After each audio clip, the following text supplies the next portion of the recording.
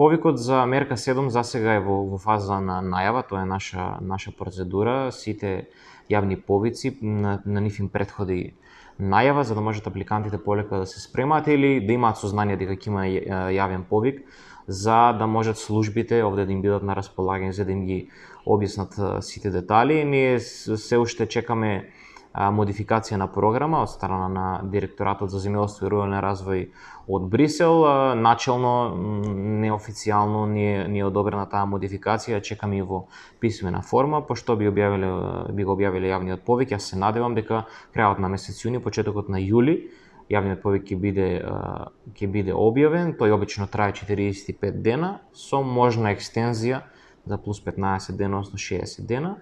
И ги повикувам сите заинтересирани да ги разгледаат условите објавени на нашите веб страни. Нормално, секој отворено прашање, тука си и службите.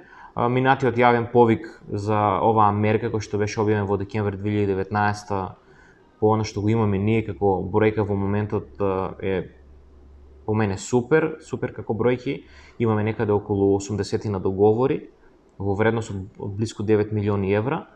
Така да мислам дека и горе-доле и тој буџет ќе го имаме на располагање за наредниот повик и очекувам уште поголема заинтересираност пред се во делот на руралниот туризам, на развивање на индустријата во руралните средини, во инвестиции во алтернативното земјоделство и така натаму. Така да многу скоро ќе го објавиме мерка 7 кој што морам да напоменам ќе биде последен повик од ИПАР 2 програмата веќе од наредната 2022. Агенцијата ќе почне со имплементација на ИПАР 3, каде што по она што го имаме како неофицијална информација, очекуваме и многу поголем буџет.